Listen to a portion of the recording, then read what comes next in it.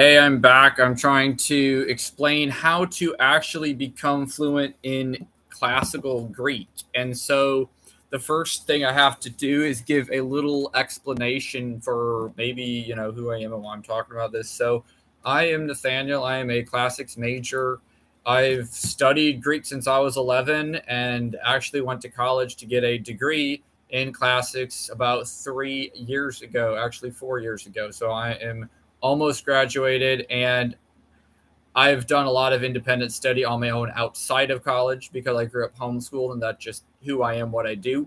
If you see all the books that I am surrounded with, this is why my library does not look well and organized, because I have books. Okay, I got a bunch of low books down here. I'll pull out for show and tell. Um, these are all part of a series that was done about 100 years ago. And the goal of this series was not only to print off a lot of this classical literature, but also it was to help people gain fluency in the classical Greek and also Latin, if you want to look at the red book, stuff like Hippocrates and all that kind of stuff. The method that was supposed to be used to gain fluency has somewhat been lost and forgotten. And so that's what I wanted to talk to you about, because the real question is, how are you able to become quote unquote fluent in a dead language, in an ancient dead language? And the answer to this question, how do I become fluent in classical Greek, lies only in the hands of the Orthodox Jews. Yes, you heard me correct. The Orthodox Jews know how to become fluent in a dead language because they were able to become masters of a dead Hebrew language for over 2,000 years before it got resurrected. And I want to explain how that happened. So for one, ever since Ezra the prophet came back from Babylon with everybody, Ezra decided that there had to be an order. They called it Siddur. They called it a Siddur. There had to be an order of the prayers along with the Torah and the prophets. So one of the things that he did was he organized something that was called Siddur, and the prayers in the beginning are the morning prayers. And if you look at these prayers, starting off with Modeh ani lefanecha melachai vekayam shechzalta bi nishmati bechem la'rabam unetecha. You start off with your prayers in the morning, and you pray all these prayers. It takes, 45 minutes to an hour, depending on how fast you're reading. Every single day, all these prayers. This is just the start of your day.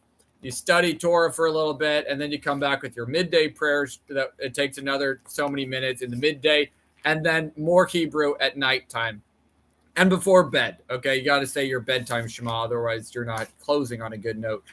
And so every single day, you're going through about 1,000 pages of your Siddur. Okay, you're going through thousands of words, and every day you're repeating a lot of the same prayers. And so this is a way to mimic fluency in a dead language where you're not creating.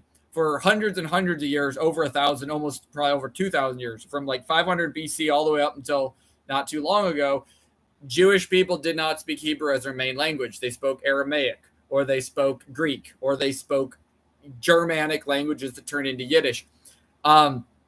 This is not their main language. But when you pray these prayers, Baruch atah Adonai Eloheinu melech haolam, you keep praying these prayers. You keep praying these prayers day in and day out on repeat. What this does is it imitates fluency in a native language. You are not speaking biblical Hebrew. It's imitating in your psychology. It is imitating in your psyche, is what I meant to say. In your psyche, the psychological aspect is going to imitate full fluency, so that for thousands of years before the resurrection of the dead language, Jewish people were praying thousands of words every week. And it just so happens that the core 2,000 to 3,000 to 5,000 words in the Siddur are the same core 3,000 to 5,000 words you're going to find in the Hebrew Bible. The same grammar, the same everything, the same language. So if you read the Siddur on a daily basis and your Torah cycle, you're cycling through the Torah plus some of the prophets and some of the writings on a cycle, what you're doing is surrounding yourself in biblical Hebrew to the extent that mimics native fluency. This is how Jewish people were able to have and retain native fluency of a dead language for 2,000 to 3,000 years, okay? 2,500 years, let's say. They're not speaking Hebrew, but they retain full native fluency of Hebrew as their dead language for that long. If we fast forward to the modern day, there is modern Hebrew. Modern Hebrew is even more able to really give you full fluency in biblical Hebrew. I've seen testimonies of people, I've heard and I've read and I've watched videos and seen testimonies of people that have studied biblical Hebrew on their own, couldn't get anywhere after years of studying biblical Hebrew. They learned modern Hebrew and then the lights turned on. For me, I never just learned biblical Hebrew. I learned modern with biblical Hebrew. And so I never had a eureka moment, but it was the same idea for me that the modern and the biblical, if you put them together, this is the way to build full fluency in biblical Hebrew. So if you're still with me, the question I asked in the beginning is, how do I get full fluency in Greek? You could tell yourself, okay, Nathaniel just explained to me how to become fully fluent in Hebrew. You got to do your Shema every day. You got to be praying for hours in and out. You got to be doing your bedtime Shema, and you got to be doing all the prayers, okay? And then the Torah cycle. Great. That's Hebrew. What do I do for Greek? We don't have that, right? Yes and no. For Greek, the Greek Christians have always been doing the prayers, okay? They have 3 times of prayers, but you don't pray for an hour in the morning and an hour at night. They don't do that. But what they do have in Greece is a church service in Greek. It's the Divine Liturgy of St. John Chrysostom. I thought I had a copy of it somewhere. Anyways, the Divine Liturgy of St. John Chrysostom is something that has been continuously conducted on a regular basis for 2,000 years. It is several hours long of a Koine Greek church service that is original to the early church. And this is something that, like the Jewish Siddur, it can mimic full fluency, especially if you speak modern Greek as your native language. You surround yourself in Koine Greek in church. With that kind of environment, if you start going down the pathway of, modern Greek, Koine Greek, taking it a step back to classical Greek is a jump and it is a leap, but you can get there if you continue to read and acquaint yourself with more and more grammatical principles in the vocabulary of classical Greek, and you could stretch that to Homeric Greek. There has been within the Greek world almost 3,000 years of nonstop, every single generation, they expect you to know some of Homer's Odyssey, maybe the whole thing. Everybody that's educated in Greece has studied Koine Greek, classical Greek, and Homeric Greek. There is no gaps. You have to know Koine Greek, classical Greek, and Homeric Greek. Otherwise, you're not educated. This is something that people have tried to remove because it's tough, even for modern day, especially modern day kids that are trying to be lazy and they don't want all this classical nonsense. But as far as I am aware, it is still required by law. You have to, as a Greek person, study Koine Greek, classical Greek, and Homeric Greek in school, at least to some extent, okay? There's some that are better than others, and some of the kids hate their life, and they don't want anything to do with it. Maybe the majority do, but they do it.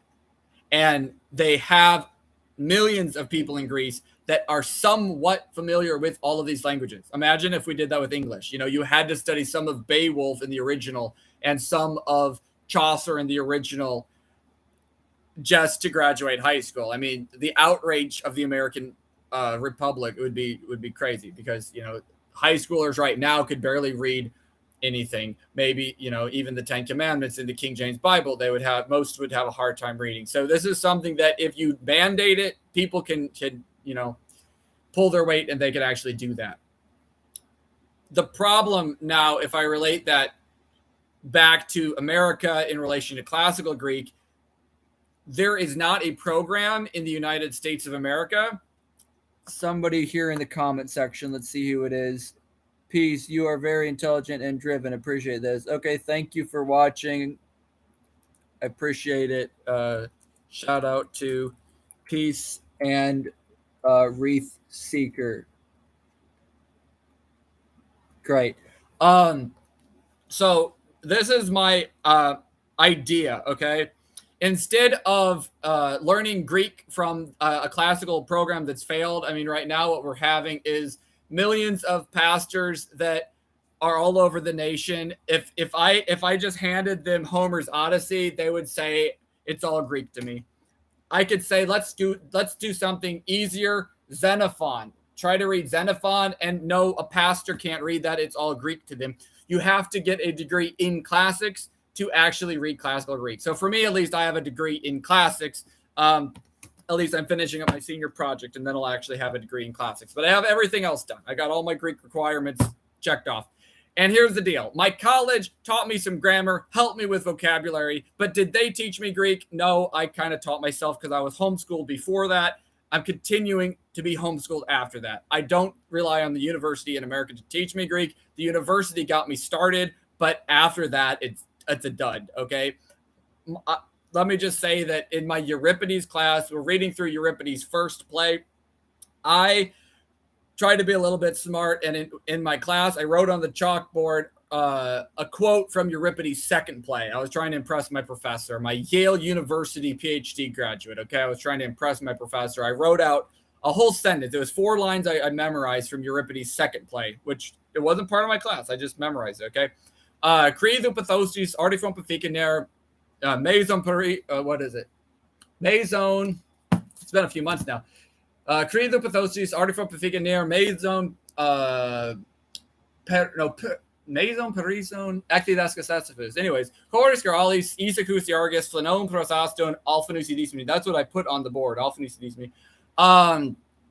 My professor couldn't read anything. He looked like a deer in the headlights. He couldn't read it because he didn't read the commentary first. I mean, that is what the professors rely on, even at the PhD level. You graduate from Yale, Harvard, Princeton. You're a PhD graduate. You're teaching at a college. In order to teach a college class, the professors read the commentary. They memorize the content before they teach it. But if you just expect them to, read something fluently, like, just, oh, hey, want to read Plutarch with me? Let's just sit down and read Plutarch for fun. They can't do that. They'd have to look at the commentary, and they read like a snail. That is exactly what's happening. So my anticipated proposal on how to deal with this for myself to gain more fluency, and for anybody that's interested, the goal to actually become fluent, I've looked this up, and there's really only there's like 4 options. One is to go through kindergarten through high school material in modern Greek, and try to get kindergarten books and all these level books. Actually, I can give you some show and tell. I've played around with some of this. I played around with my one idea. This is a toddler's handbook, okay, for modern Greek. This is one way to become fluent in Greek is, memorize your animals, your shapes, your numbers, your colors. In modern Greek, start off with the modern Greek vocabulary. And what else do I have in modern Greek? I got a lot, actually, in modern Greek. Anyways, work your way through modern Greek stuff. Get very fluent in modern Greek, and then progress to Kini Greek, and then progress to classical Greek, and then Homeric Greek, and do it the way that natives do it. It's hard if you're not a native to do that, especially when, how do I get all the free stuff that you get in Greece because the government pays for it? They won't even ship it to America. I've tried. I've looked at these websites, and I'm like, I am shipping Greek schoolwork to the United States of America. It's going to be for free. The government's going to pay for it, and then the shipping is like, it can only ship to Greece. So that's not going to work. Yeah, that's not going to work. What's the other way? The other way is the way the universities are doing it, where you know the grammar and you just start adding vocabulary words one at a time, okay? This is where I've done the math. If you're reading 200 lines a week in graduate school for 7 years, you could potentially memorize 22,700 words, okay? In 7 years, you memorize 22,000 words. And if you have a memory like a savant, you might actually be able to memorize and retain all that vocabulary and be pretty much fluent in Greek. But I have a bad story to tell you. The majority of classics professors are not savants. they don't memorize all the vocabulary and retain all the vocabulary. So what ends up happening is they lose a lot of vocabulary. They lose it. It goes bye-bye. They don't retain all the vocabulary. So after they memorize 20-something thousand words, at the end of the day, their active vocabulary is probably more like 5, 6, 7,000 words, okay? So if we put this on a scale of national statistics, what do we classify somebody that only knows 5 to 6,000 words in the language? We call it a B2 level of fluency. So if somebody learns English as their second language and they're at a B2 fluency, it means they know about 5,000 words in English.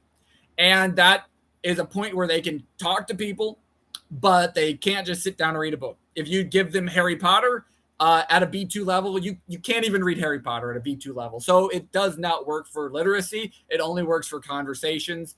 And if you are at a B2 level, and say you're going to college in, I don't know, let's just say you're going to college in Yemen. No, I'm going to say in South Korea, China. Okay, you're going to college and it's in English. You're only at that B2 level.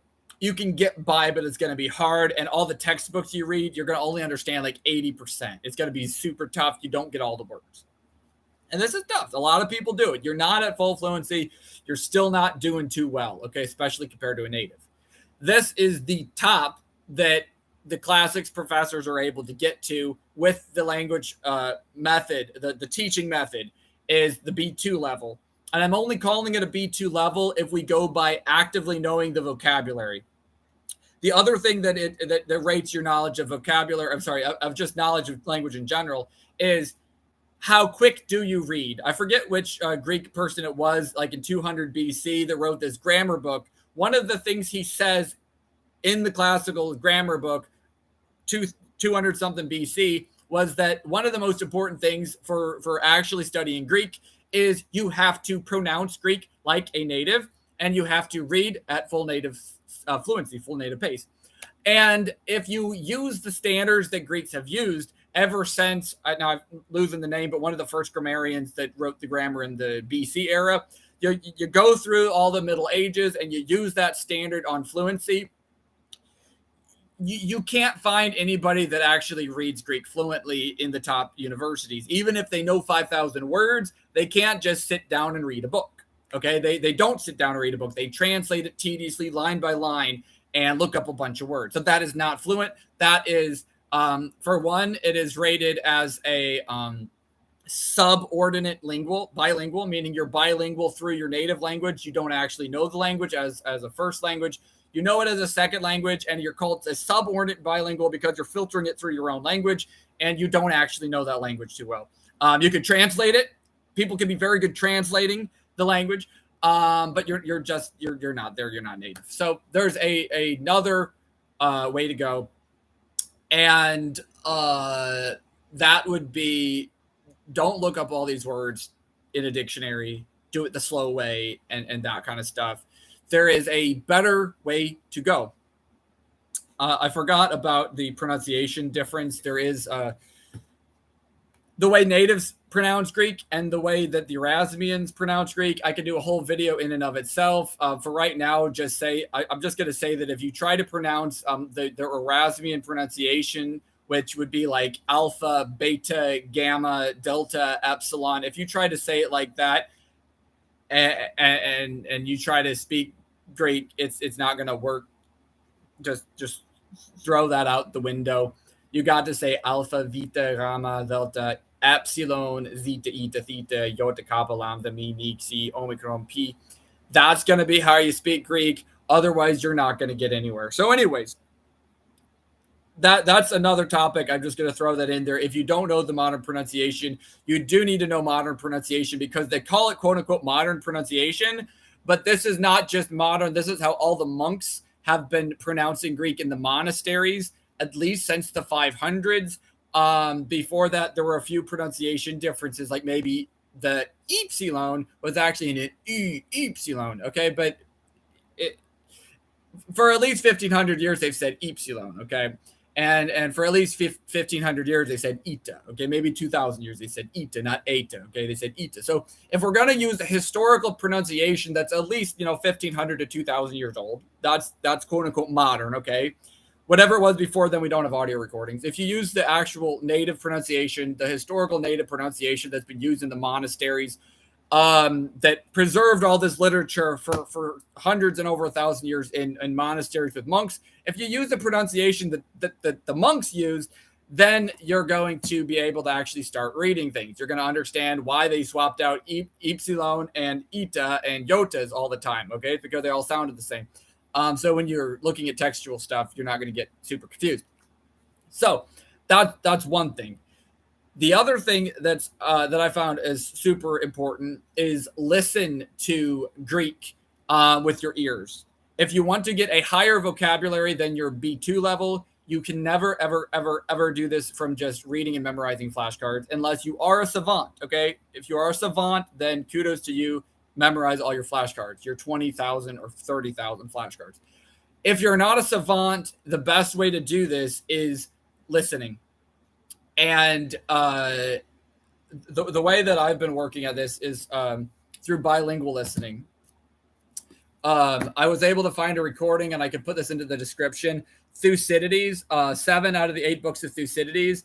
I've been listening to Thucydides, spoken by a native, sort of on repeat. I've just been going through Thucydides.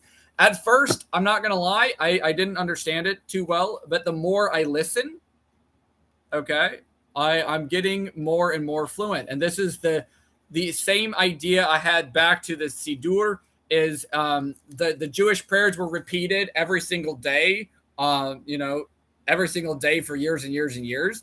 If I do the same thing with something like, say, Thucydides, and every day I open it up and I start at the beginning.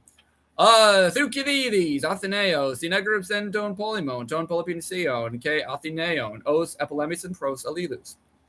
The thing I've noticed is when I'm saying stuff like pros allelus, a lot of times I will think in my mind met allelus. Okay, met allelus. Why would I think met allelus instead of pros allelus? Because met allelus and pros allelus would be exactly the same thing. So this is what starts happening in my mind as I read it over and over and over again. I start getting a higher fluency, because if you only read the words and you just know the words, that is a very basic knowledge of fluency. When you read the words and your brain will swap out synonyms, that is a higher functioning level of fluency. And this is what starts happening when you actually read things on repeat like this. And the other thing is read it bilingually. So at start, it sounds like you're cheating, because I read it in English and then I read it in Greek. And I'll either go sentence by sentence or paragraph by paragraph, and sometimes page by page. English first, then Greek. English first, then Greek. English first, then Greek. And when I go to the Greek, I don't stop to look up words. Why would I look up all the words in a dictionary when I got an English translation on the other side of the page? Okay. So this is another issue that the universities will call it, quote unquote, cheating if you look at a pre-written translation.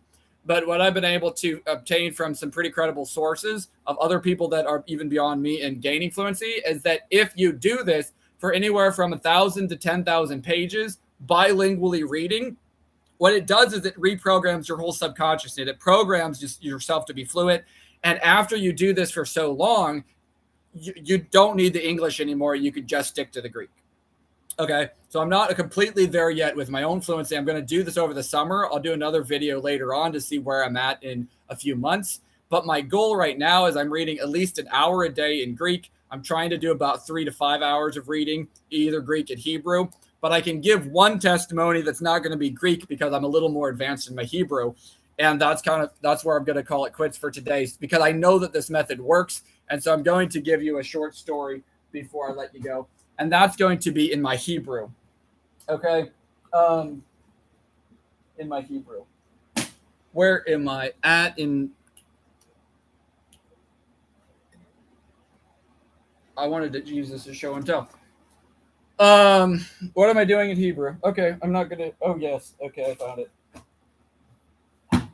Well, I'm just going to use this.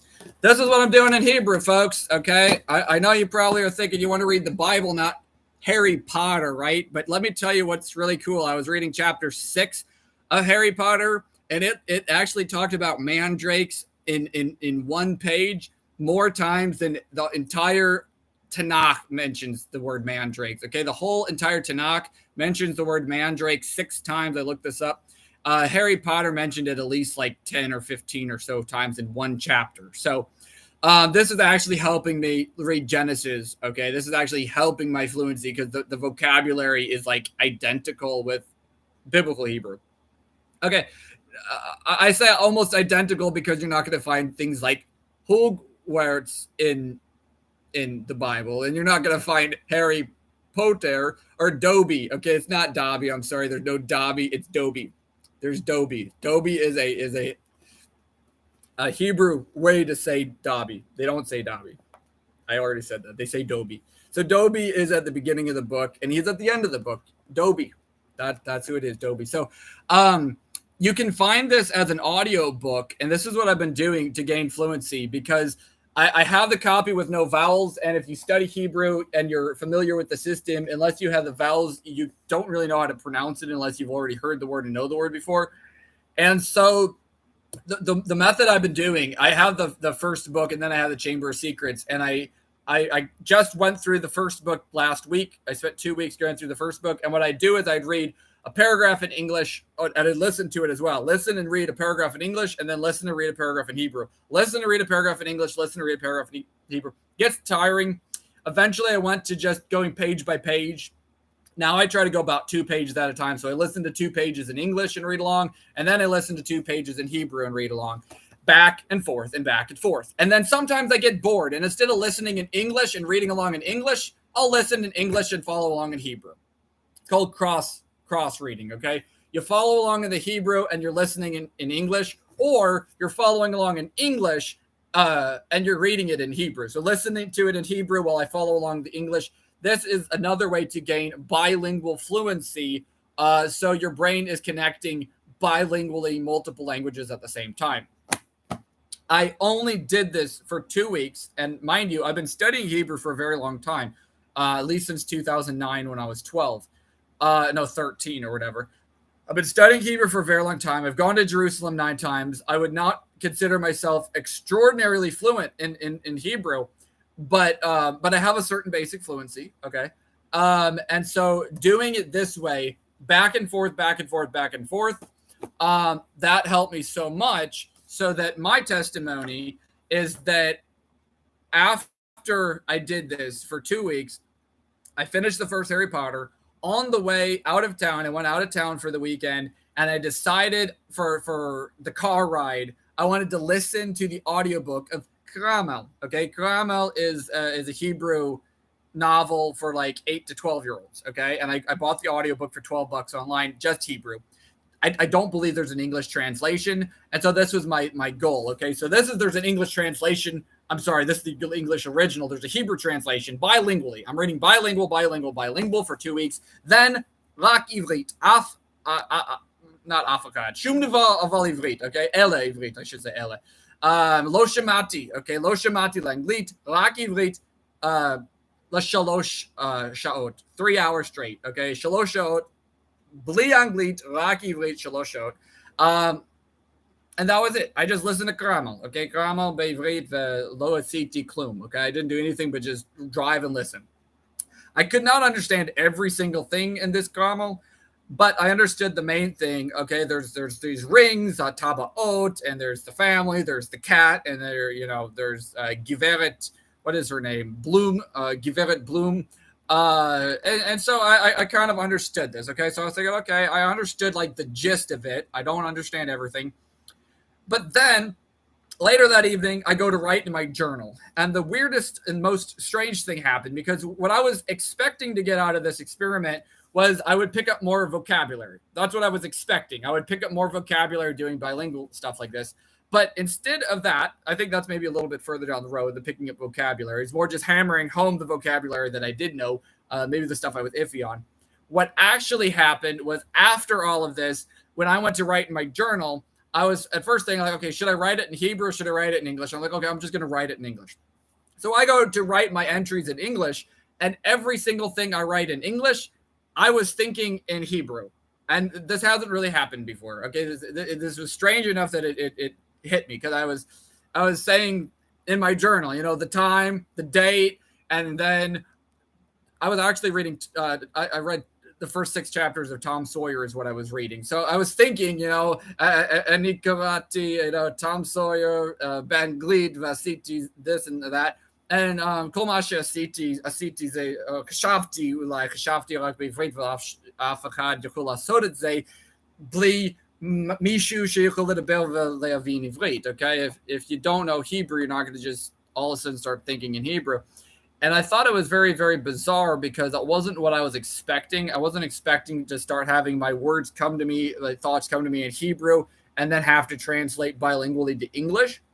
But what it showed me was there was some kind of a trigger that flipped to try to, I don't know, somehow combine all the Hebrew words and the English words side by side. So after I start being surrounded in Hebrew for so long, I start thinking in Hebrew and have the English that close.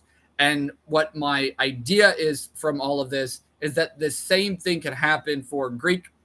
I'm not quite as far along in modern Greek or in the attainment of Greek, but I am doing Greek with the same method with the Hebrew. And my idea is if I continue down this pathway with Greek too, I might start having that same thing trigger where the thoughts even are a mixture of thinking in Greek and thinking in English. So that is my testimony. I am going to potentially do some more videos in the future to update you on how exactly this works. But for now, what I do know is that this works a lot better. This idea of reading back and forth and having a goal of about 10,000 pages. This is a lot more effective than, say,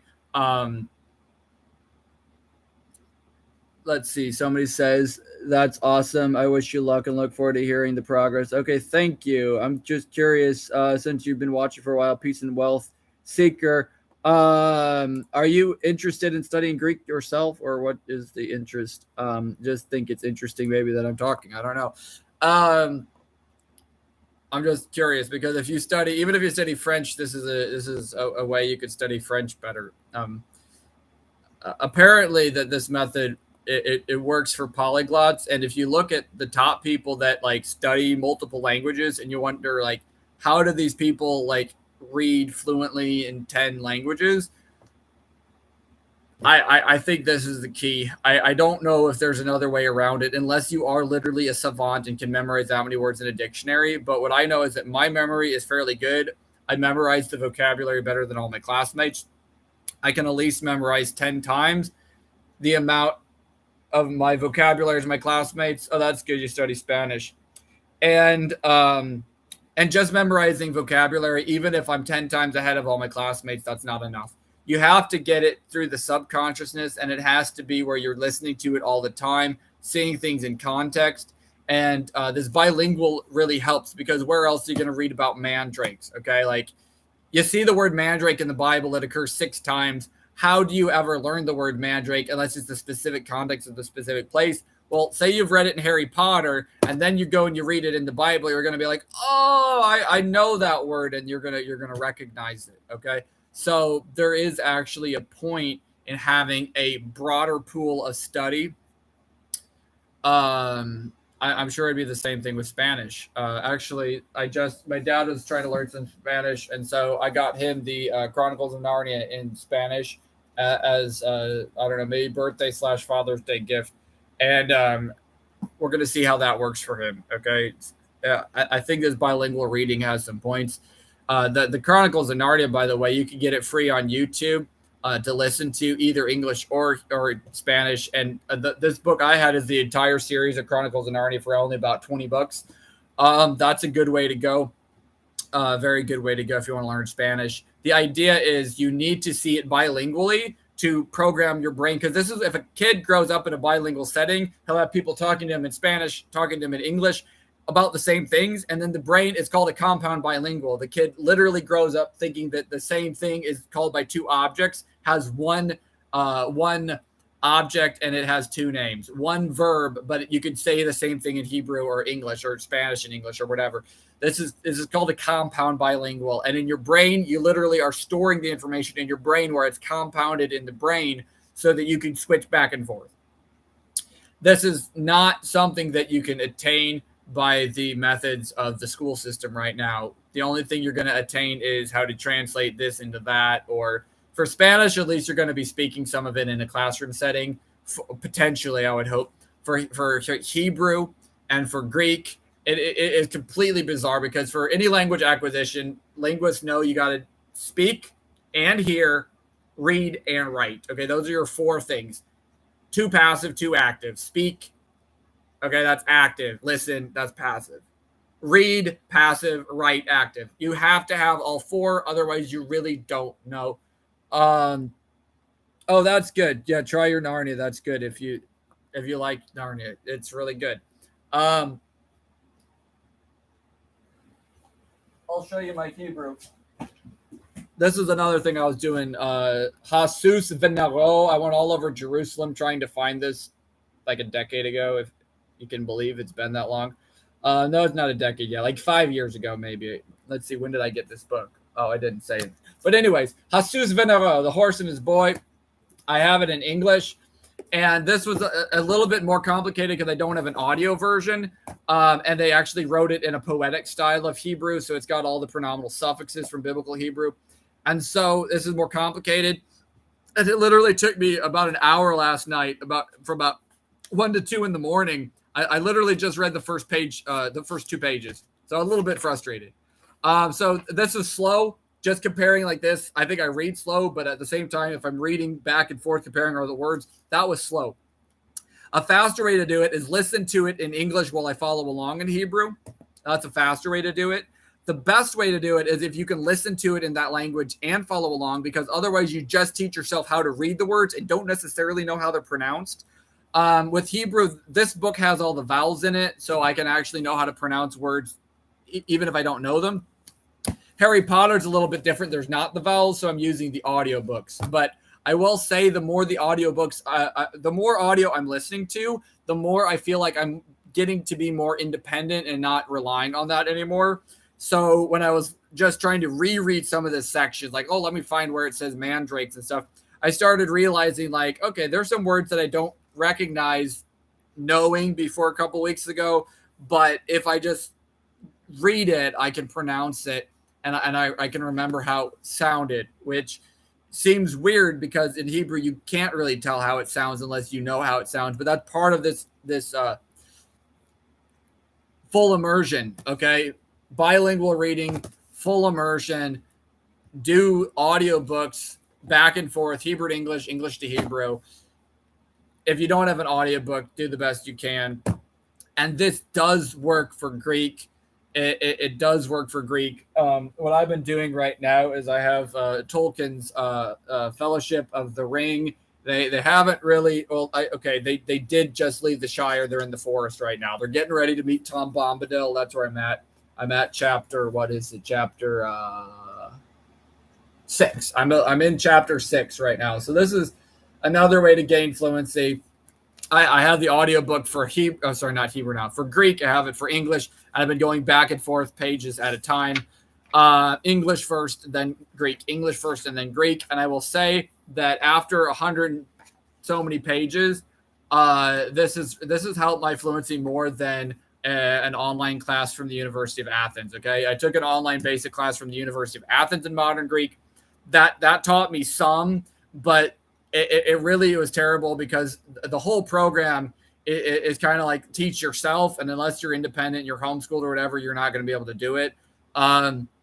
This is a way so that I'm right now doing the fluency for the Greek level B class, and it is a pretty tough class, I'm not going to lie. And so I think if I read this alongside the University of Athens online class, that's going to build me enough fluency to at least, pass the class and continue on fluency in ancient Greek while I continue in modern Greek. That's the other thing that I think people don't realize is that if you want to actually know ancient Greek, you have to bridge that gap with modern Greek You have to bridge that gap with Kini Greek. You have to use one pronunciation for the whole thing, because if you don't have a continuum from your easiest modern Greek stuff, where they don't even have dative case, they don't have third declension, you got the easy stuff all the way to the hard stuff with Homeric. If you don't have that whole bridge and you're just trying to do this without the rest, it's the same idea of trying to know calculus